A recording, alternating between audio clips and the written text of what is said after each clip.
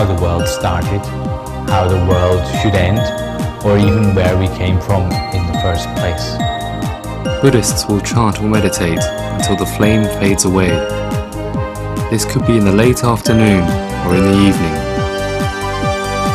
When we have become such a person, what we have is always peace and happiness. So my wife now says, well, you've got the best of both worlds. You've got the mind of a man and the heart of a woman.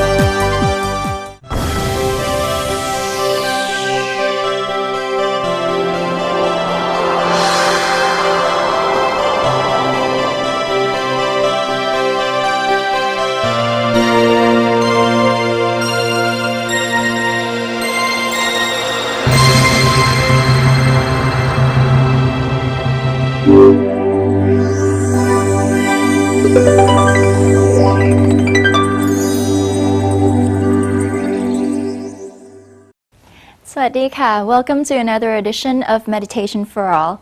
I am Sananpan Rotjan and I will be guiding you through the program. In his lecture to the Dhammadayata trainees, Venerable Nicholas will be laying important foundations and instilling the right understanding of different concepts of Buddhism, namely the law of karma, and also something that goes beyond what meets the eye, things which are not always readily understood through rational analysis of an untrained mind.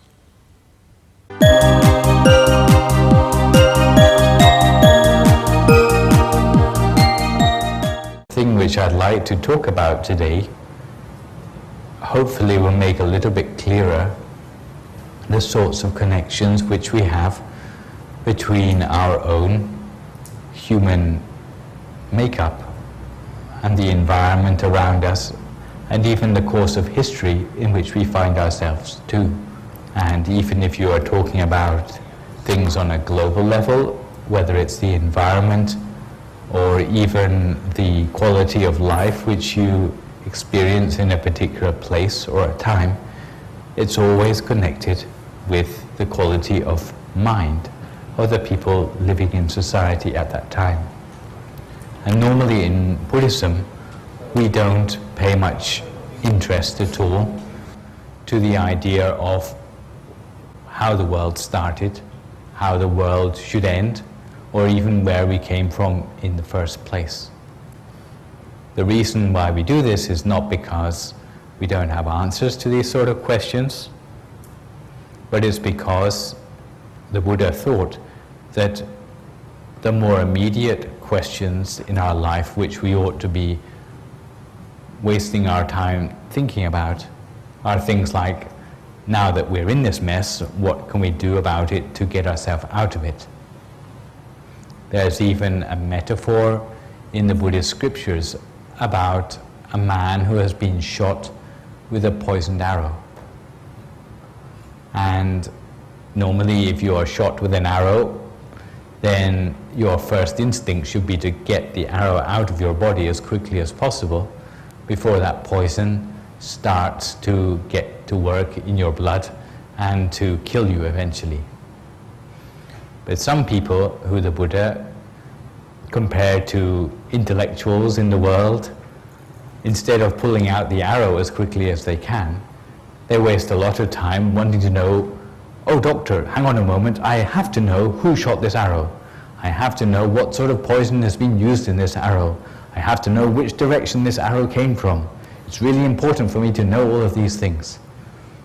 In fact, the most important thing for the man should be to survive this injury from the arrow, not to get answers to all these questions. And by the same token in Buddhism, because we are great pragmatists, that we always try to find solutions to the problems we find ourselves in now. Whether we have an intellectual explanation about many mysterious cosmological things doesn't make a difference to the effort we can make to practice to improve our lot in life. But saying that, in Buddhism we do find that there are references made to something of our ancient history as well. So what did he tell us? Actually, he didn't tell us about the beginning at all, but he told us about a long time ago in history, long before there were human beings in our world. So maybe you think, like, if you think the furthest back you possibly can in human history, maybe you think of dinosaurs or something like that. Maybe a little bit further than that, maybe you can think of, trilobites swimming around in the sea or something like that. That's about as far as you can think back according to scientific prehistory. But what the Buddha was talking about was something even earlier than that. And it turns out that if we are to take dinosaurs seriously, then that is very recent history for our Earth.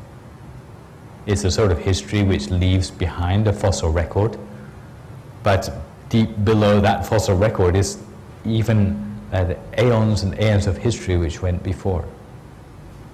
And the picture which we get from the scriptures in Buddhism is that in fact there may not have been a beginning at all.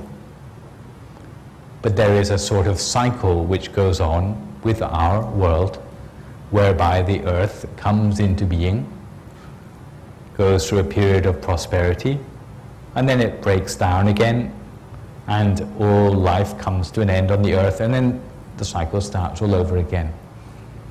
You may think that this sounds illogical, but if any of you have been reading up on cosmology recently, that means if you have read up on more recent theories than the theory of Big Bang, then you will know that cosmologists such as Stephen Hawking actually have proposed a lot of mathematical theories which actually are compatible with the Buddhist explanation of how things began.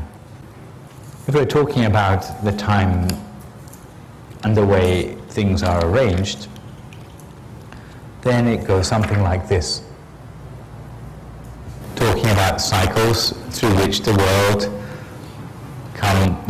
evolves, goes through a period of prosperity,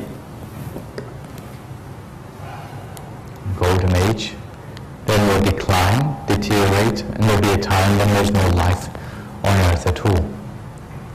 Then he talked about the sort of nature of beings or life on earth during each of these periods.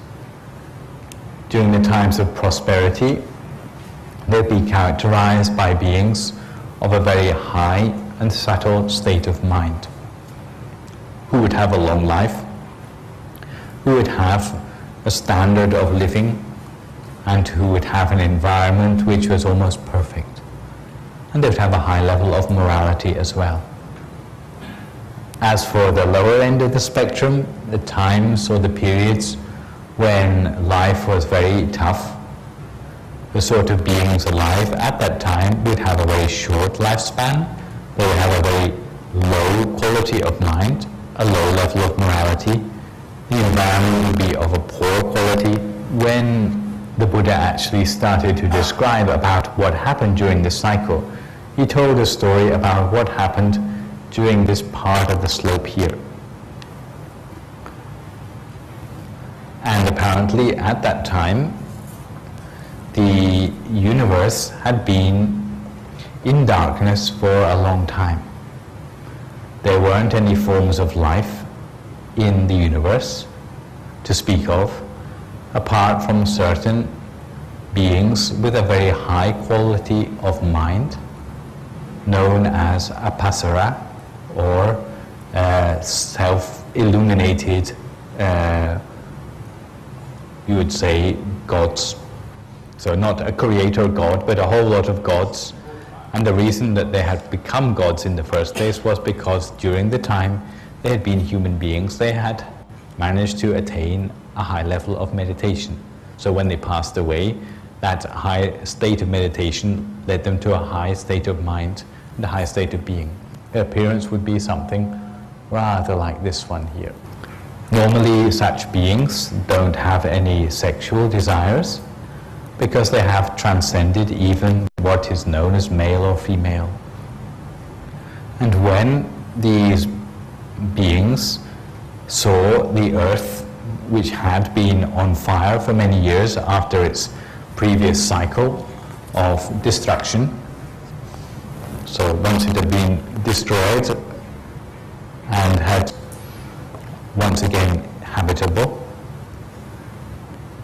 If you can imagine Earth, which has been on fire for many years, maybe rather like volcanic rock or whatever, then it had quite a fragrance to it.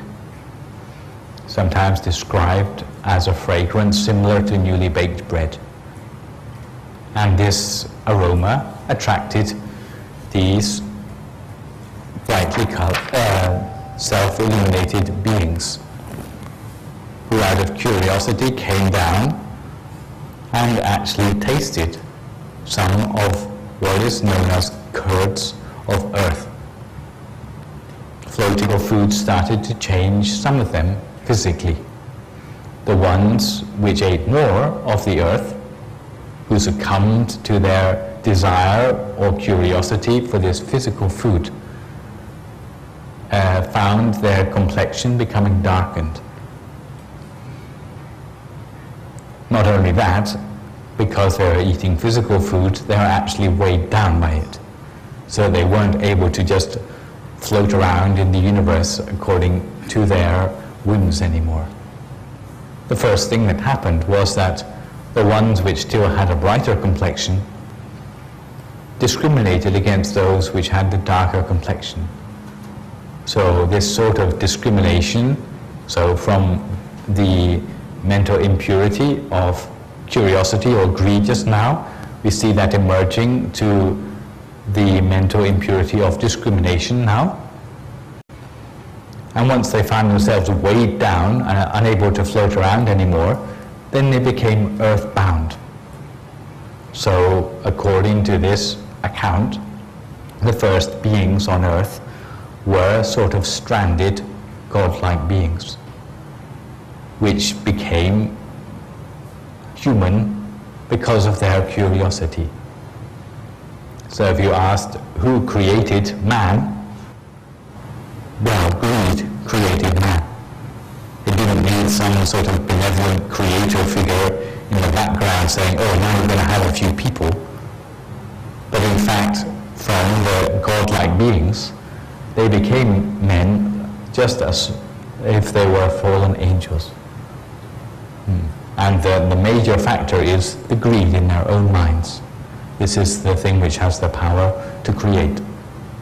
As their state of mind became less subtle than before, then, in fact, the universe itself started to change in keeping with the lower state of mind of the beings inhabiting it. From a time where there was no sun or stars or moon, the sun, stars, moon started to appear in the universe. There started to be day and night. So instead of the only light in the universe coming from these beings themselves, it started to come from the various stars and planets.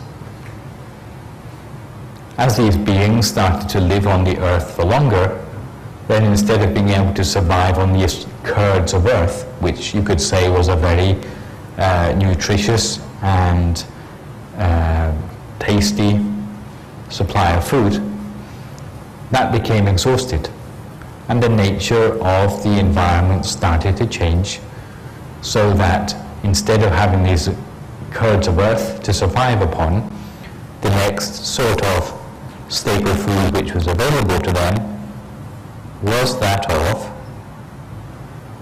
a sort of mushroom-like plant. And as they ate more of these rougher sorts of diet, then this started to lead them to have some sort of digestive system inside them to handle and digest the food, because they were no longer living on subtle food anymore. Once a person has digestive organs, then something else which comes together with digestive organs is reproductive organs. And when that happened, it turned out that those beings who had in their past less tendency to be unfaithful to their spouse, developed male reproductive organs, whereas those who had more tendency to be unfaithful to their spouse developed female reproductive organs.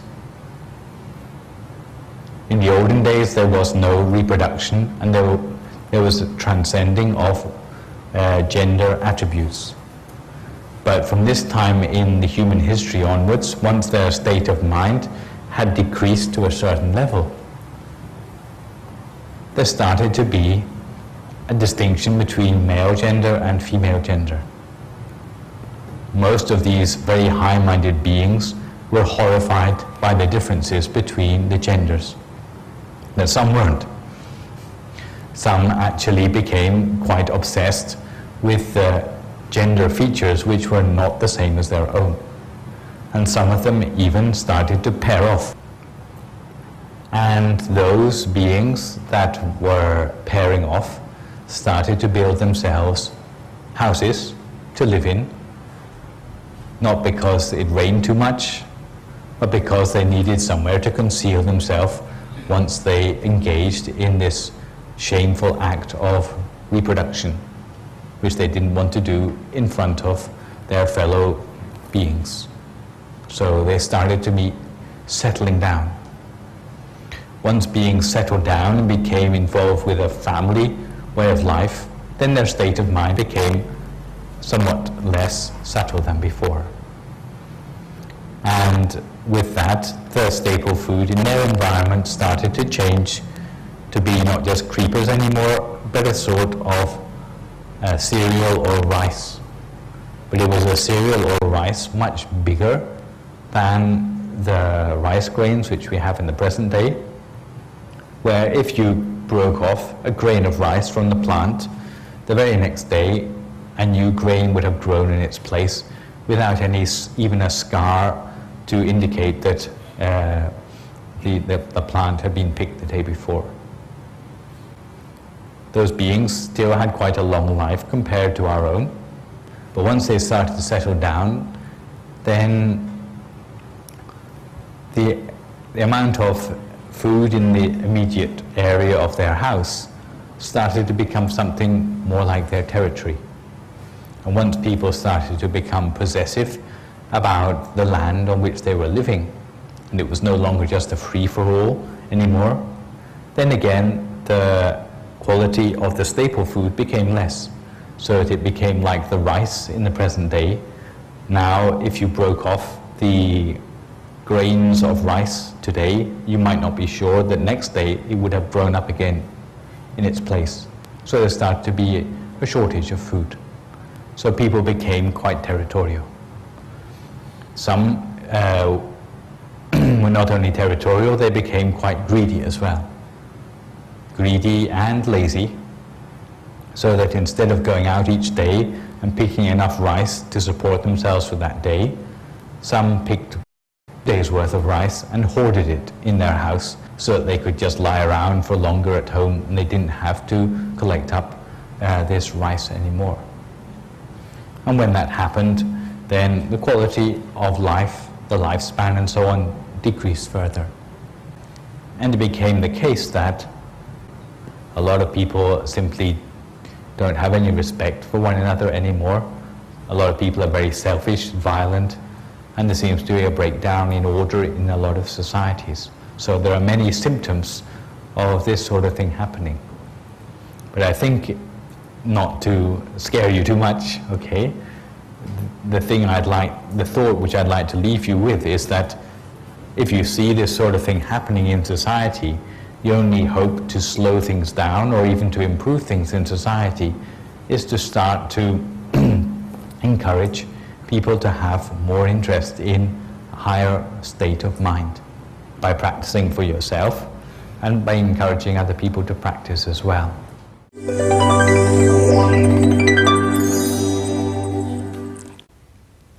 Coming up is a new episode of Buddhist Culture entitled The Grateful Flame.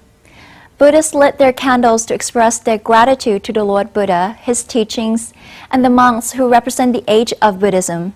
in hopes that this light would ascend to nirvana, the final resting place of the blessed ones, so that they would be blessed in return, and to remind themselves of the light within, the light which holds the key to true happiness.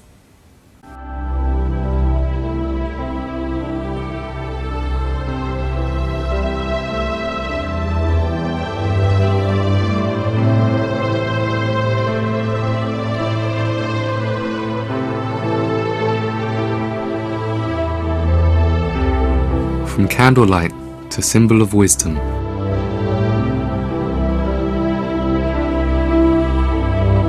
Inviting candlelight to exist inside while meditating is a technique to still the mind inside the chamber of origin. From the gentle stillness, wisdom comes. Then the flame is turned to be the symbol of wisdom of the statue of Lord Buddha or Buddha image, which Buddhists call Gyet Bleo, or the eternal flame on the top knot of the head of the statue.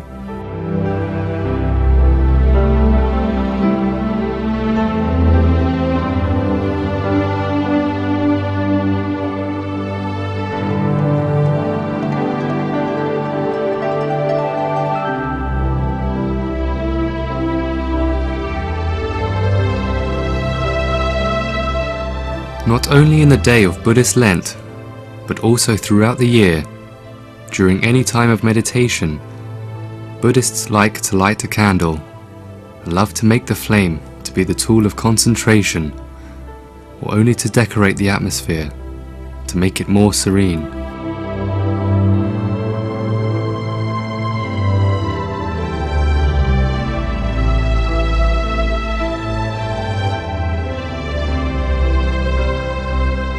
Buddhists love any kind of light.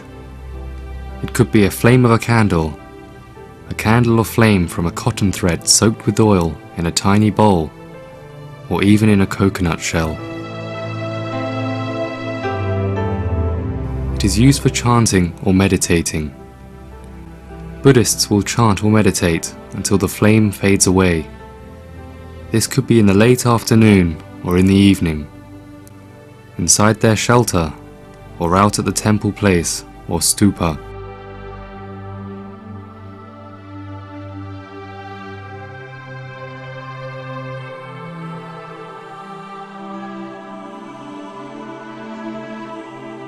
The outside light acts as the shade of peace, but it is only external. The real peace should be inside, because it is the production of mind.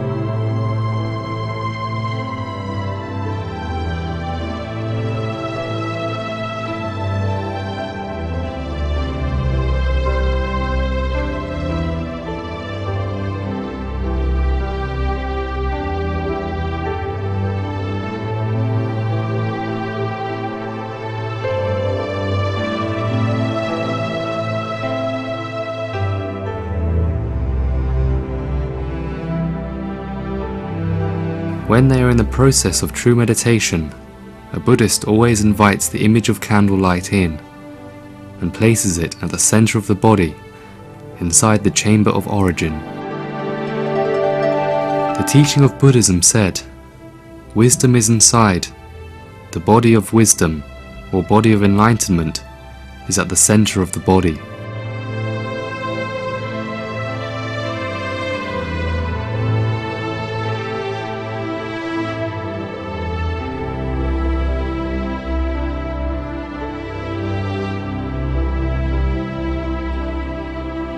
Then, when they meditate, they learn to travel inward, and by visualization, the candlelight is the landmark inside.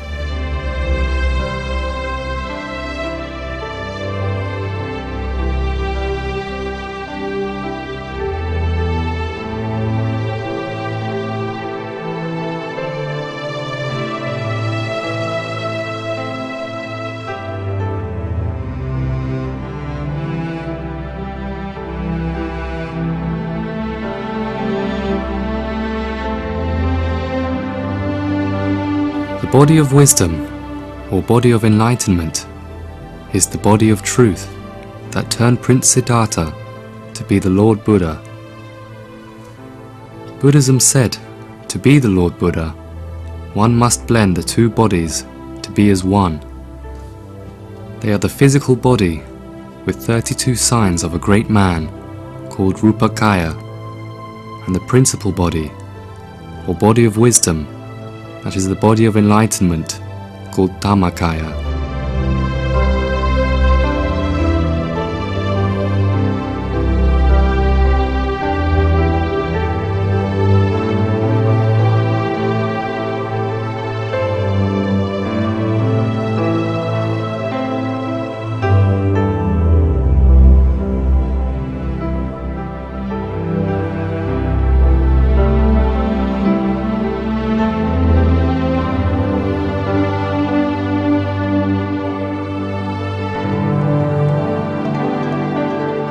The Dhammakaya, or body of enlightenment, is provable only by true meditation through the center of the body after the stillness at that point is completed.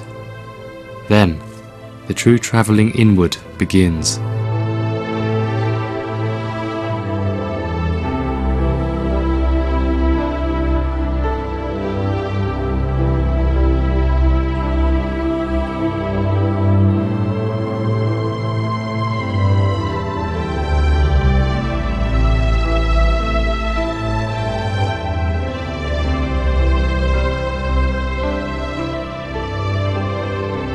As candlelight can lighten up the darkness of the night, the truth of enlightenment can conquer all troubles.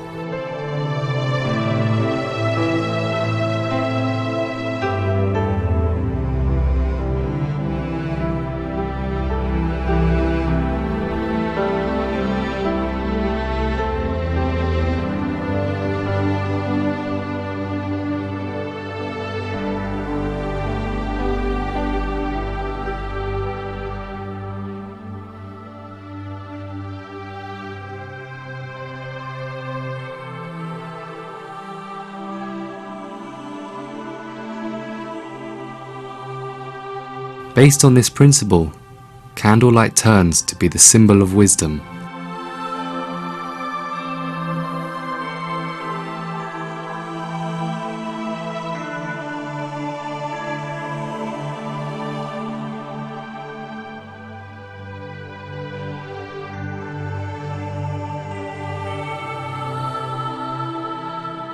With this reason, the flame of candlelight that turns to be the symbol of wisdom has been put on the top knot of the statue of wisdom or Buddha image.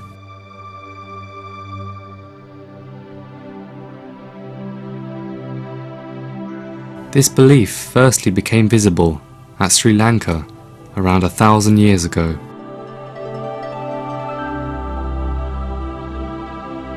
This was not the first time that a statue of wisdom was made, and from then on, the flood of culture and changes, most of Southeast Asia was influenced.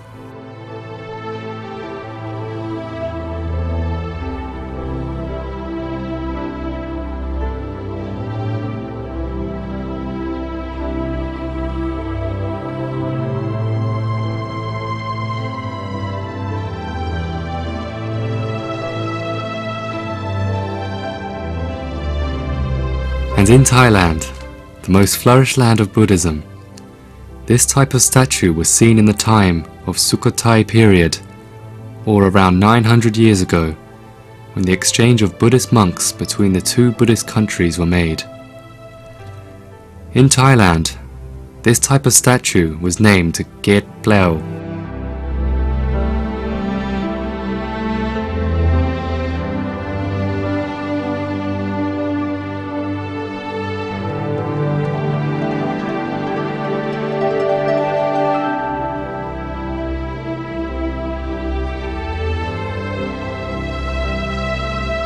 This has then come to be the major type of statue making of wisdom, from Sukhothai to Ayutthaya until now.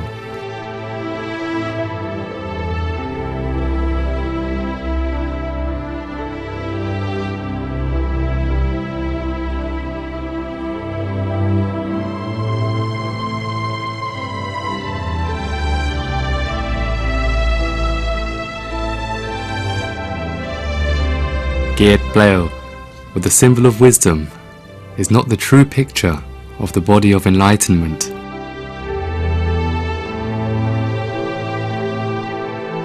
It is only the image of light that stimulates wisdom.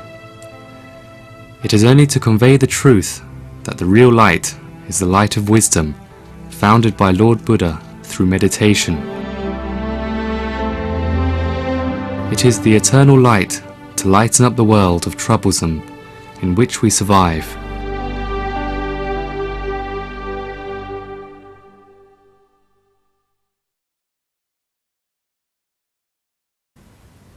Next, you will be given a chance to explore the supreme wisdom, the state of being fully awakened, by taking a trip into your own world. Venerable Somsak Piyasila will be there to guide you.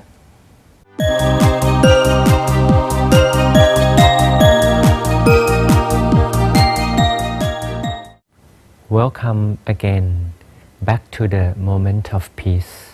Of course, this is the meditation time for all of us. The term Chetya is in the ancient Indian language, the Pali language, means the place, the building of high respect. It also includes the person who is very much respected. Such person will have a beautiful quality of being so firm and having equipped with the abundance of compassion. When we have become such a person, what we have is always peace and happiness. We also have the right answer in the everyday questions about life.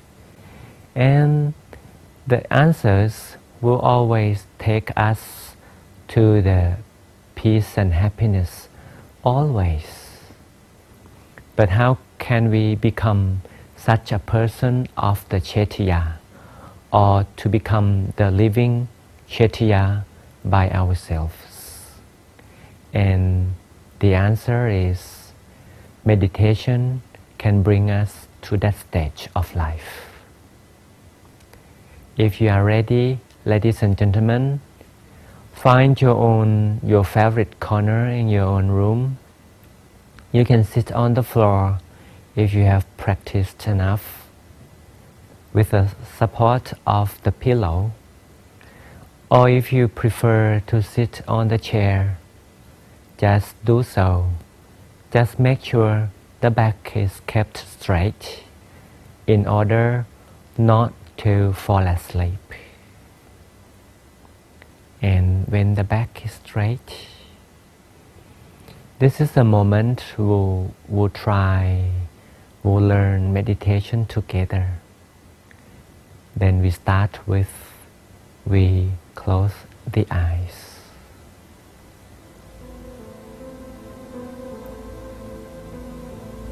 Just allow the eyelids come close. We don't press them tightly to one another.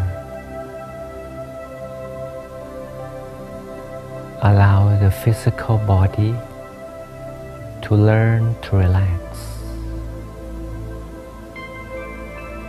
starting from the area around the forehead,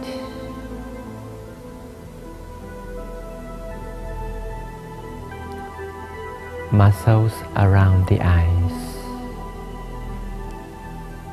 and the space between two eyebrows. Release the tensions around these areas. Let relaxation go over the whole head, the whole face, down to the neck and the shoulders.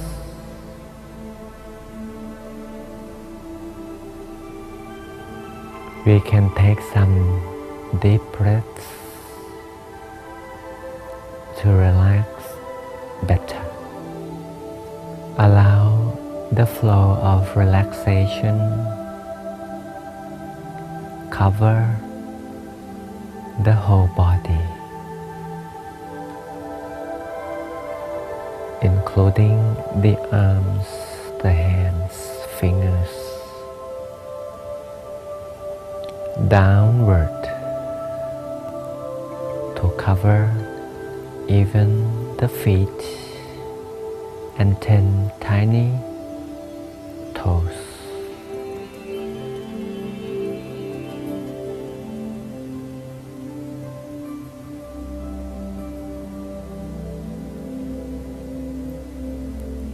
Observe the relaxation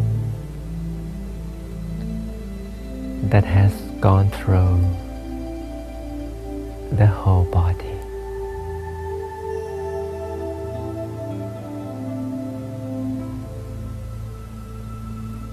We can take some deep breaths again to relax much better.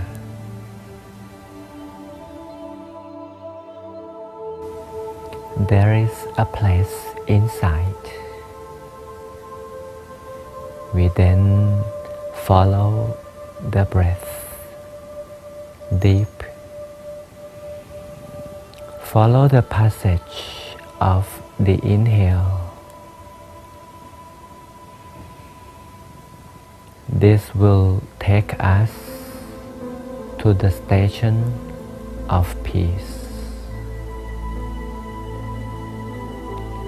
The station of peace is where the in-breath turns out-breath. It is somewhere in the middle of the abdomen.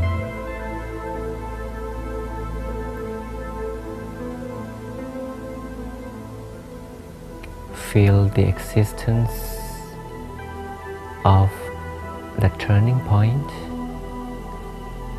and the station of peace.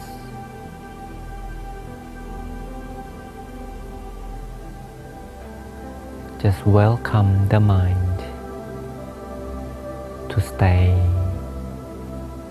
inside the body like forever.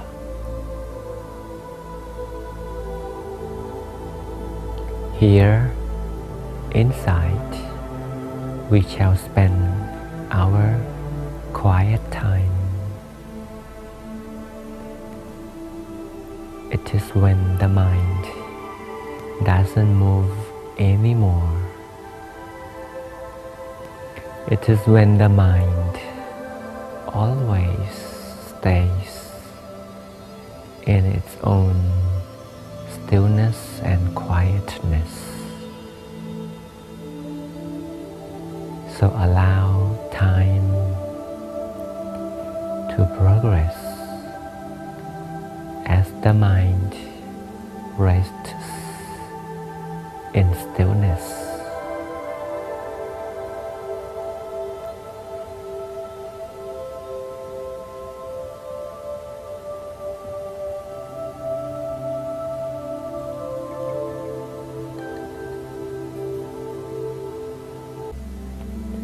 Observe the peace that emerges at the station of peace. When the mind is clear, when the feeling is calm,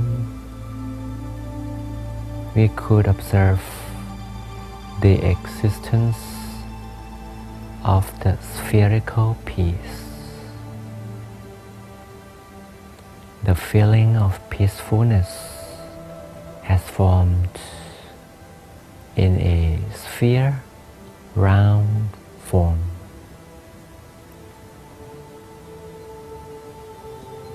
When the mind and the body have blended so well,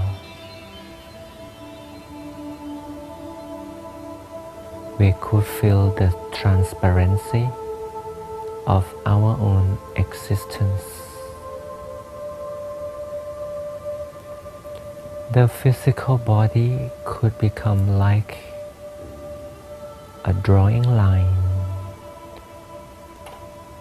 by the artist.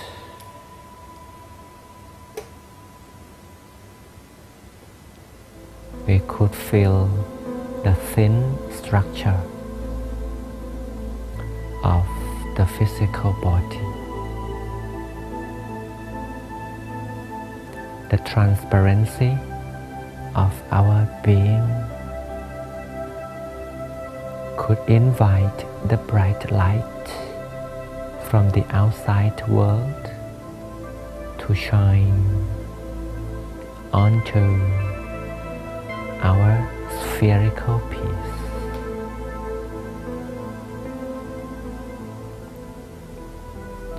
Being the person of the Chaitya, the respect is derived from the peace and the abundance of compassion from the meditation. We have also self-respect and respect from others by means of the quality inside. And of course, meditation will cultivate such quality. Finally, the spherical peace will shine and glitter. Observe the brightness and the glittering, shining quality of that round piece.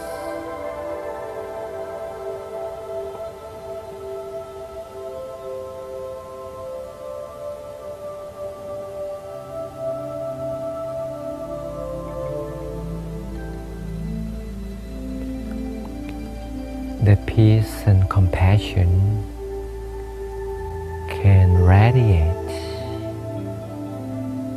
just to share the peace we have. The compassion could be directed to all directions. So our shining sphere of peace can grow bigger as a means of radiation. The size of the sphere expands automatically, easily expanding, just to give love, peace, and compassion. It could grow towards our horizon.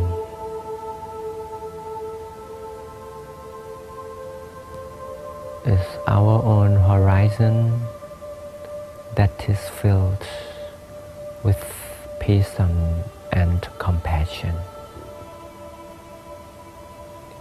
This is a quality of the person of much respect. Meditation is just the key of being the living Chaitya.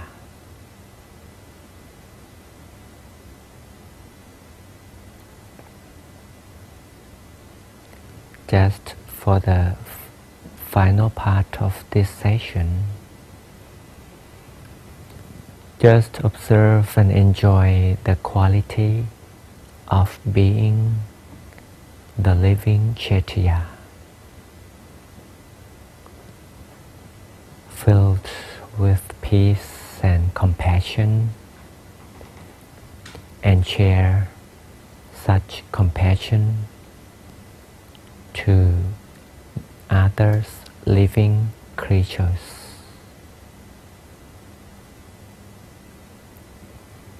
Observe the endless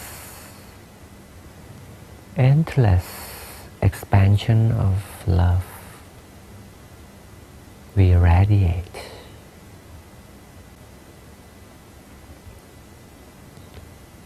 And we could draw a deep breath that will take us to confirm the existence of the mind at the station of peace. Meditation, the station of peace, take us to become the living Chaitya. Now we can slowly open up while maintaining the mind at the place of the Chaitya. We can slowly open up just to realize that meditation has changed us from a normal person to become the living Chaitya, the one of much respect. We can love and respect ourselves, and with the love and compassion, we have been respected by others as well. If we practice this often, we will turn ourselves from a normal person to become someone and become someone special. Hope you enjoy the feeling of love and compassion within yourselves, and enjoy being the living Chaitya just by means of meditation. Hope you success in meditation and improving your own selves, the quality inside, the love and compassion. Until we meet again, remember to meditate often, only for yourselves, not for others. Until we meet again, have a good time. สวัสดี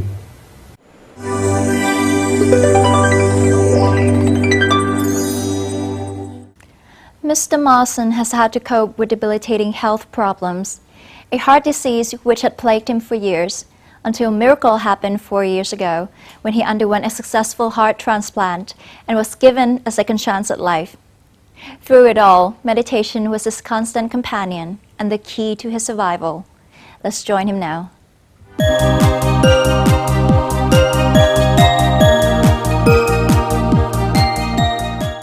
So what we're going to do today is we're going to show that film, and you'll see some pictures of my life, and of course you'll see my heart transplant. The heart transplant took place 4 years ago, and I now have if she had lived, she would be 27 years old. I got a 23-year-old woman's heart. I don't know anything about her other than she had a drug problem. However, the heart was in perfect condition. There was nothing wrong with the heart, as you can see. So my wife now says, well, you've got the best of both worlds. You've got the mind of a man and the heart of a woman. And I think we're going to roll the film now. In our first story, you'll meet two men waiting for heart transplants, but their paths getting there couldn't be more different. Take a look. Extending his life, but he too waits for a new heart. I was diagnosed with aortic and mitral incompetence.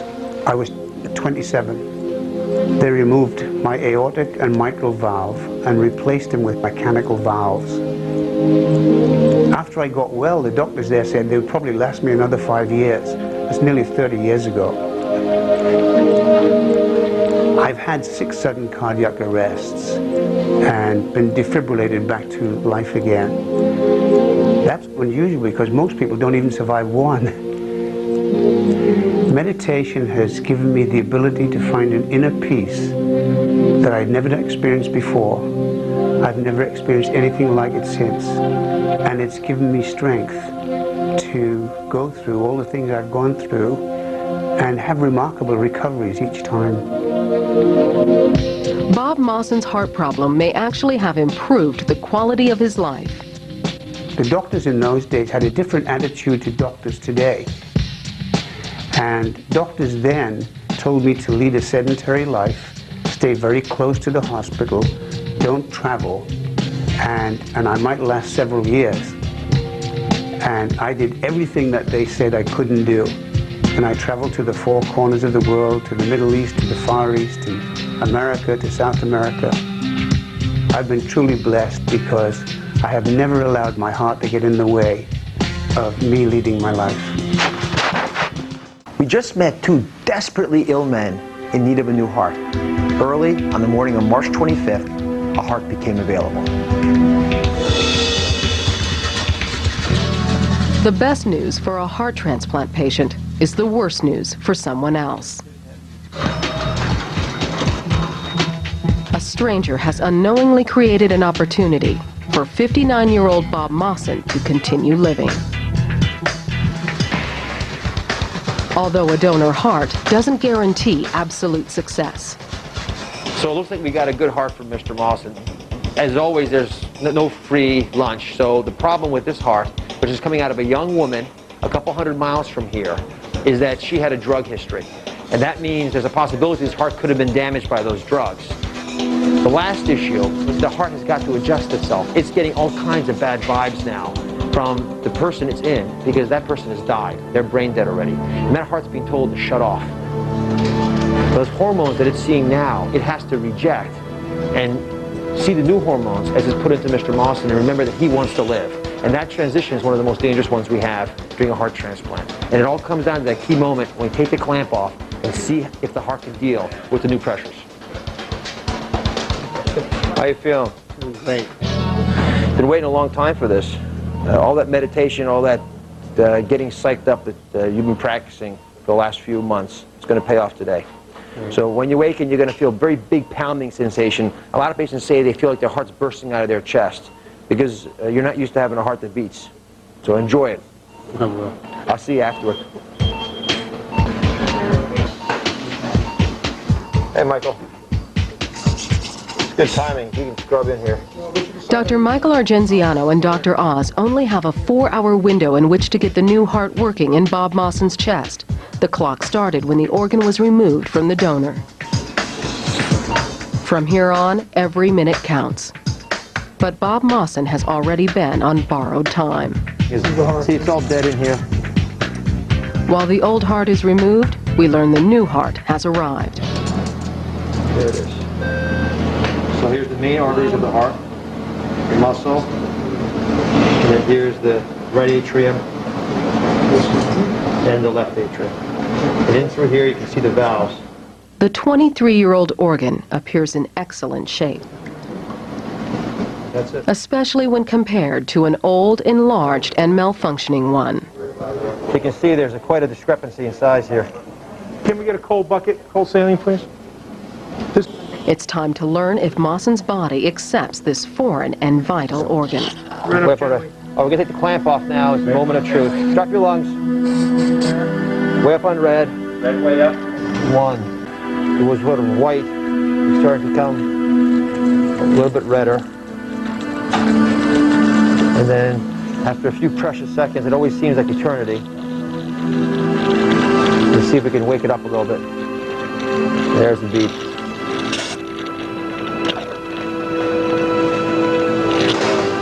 Not beating it for a reason that's still unclear, but... Squeeze it, man. From the order, you want to up and down, we have to back. There we go. Okay. Calculate score one of it, 6.5. There it goes. Slow, but it's beating. It's a very good sign when it beats like that. You can see it's getting a little bit more form to it. It's starting to squeeze. There it goes. Go, baby, go. 4.5. 4.5. The surgical team is down to one final test. Okay, so we're gonna try to come off with the bypass machine now. We're under a liter, and we're under a half. Come off bypass. Coming off bypass, and we're off. Okay, so we're off bypass, and the blood pressure is 102/65. Pulmonary artery pressures are good. The heart looks good. Everything looks perfect. So this heart, which grew up in somebody else, will now keep Mr. Mawson happily teaching us about life for quite some time. Nice job, guys. Bob Mawson was released from the hospital 21 days after the transplant. Please welcome him here.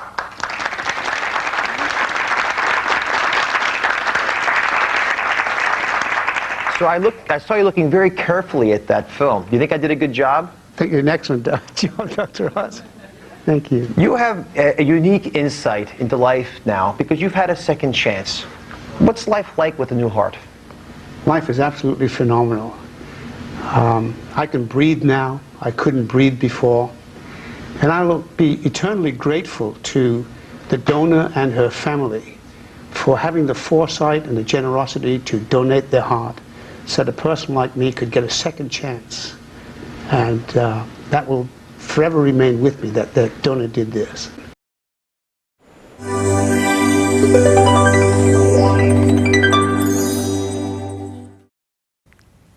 I hope you have enjoyed this edition of Meditation for All. Your questions and comments can be sent to meditationforall@yahoo.com. See you again next time. สวัสดีค่ะ